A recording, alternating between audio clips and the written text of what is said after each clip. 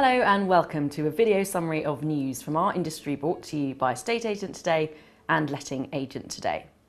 It's not unusual for the internet, whether it's online agents or new portals, to create stories, but this week we had something different: estate agent comparison websites, with two of them launching in recent days.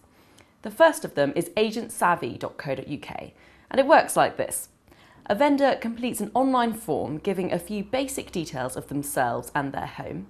Then Agent Savvy goes off and finds 6 local estate agents to recommend to the seller, who is then prompted to invite them to give an appraisal. There's also an estate agent comparison report which gives reviews of each of the 6 agents and a breakdown of their local market share. The service is free for vendors and the agent is charged if the recommendation leads to an instruction and the house is sold. In many ways, this sounds like a solution to a problem we haven't actually got. The second agency comparison site is dedicated to comparing the performance of online agents. Using feedback from users, sellingup.com is going to operate a league table of reviews from online agency customers. It's also going to set out the different fees and services offered by different online agents. Thus, it sounds like a good idea, but it's a shame it doesn't cover all agents and not just the tiny number of online businesses. On to more traditional estate agent worries now: how to run your branch network. We had an interesting debate online this week after Waterfords and Green & Co both announced that they were moving to larger offices to centralise their admin, and thus they hope saving costs.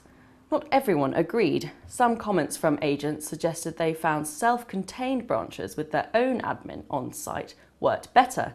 Others felt centralisation was the way forward.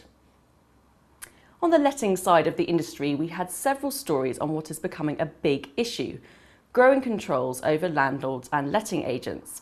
For example, on Monday, we reported that Conservative MP Charlie Effick was calling for a review of what he described as landlords' perks in the form of wear and tear allowance and mortgage interest relief.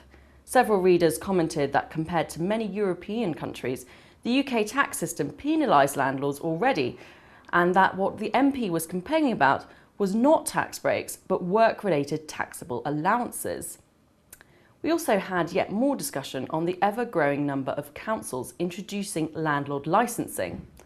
Churchill's Estates, a letting agent in Waltham Forest, has started an e-petition to oppose the local council's licensing proposals. And the Residential Landlords Association has hit out at another politician calling for rent controls.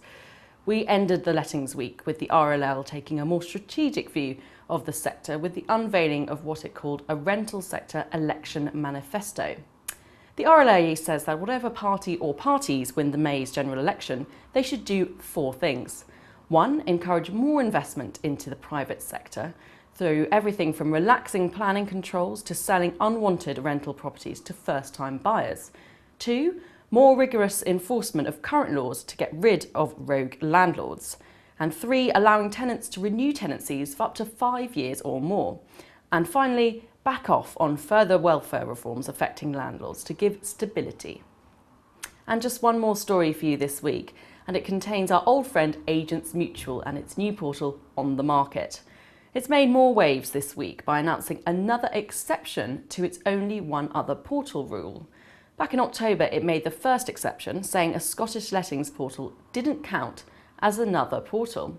This week, it's done the same with Student Crowd, one of the country's largest student accommodation letting portals. Some portals are more equal than others, it seems. That's it for this week. Thanks very much for watching.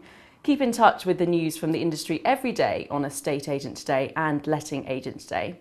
And next week, we'll be back with another video summary. Until then, see you next time.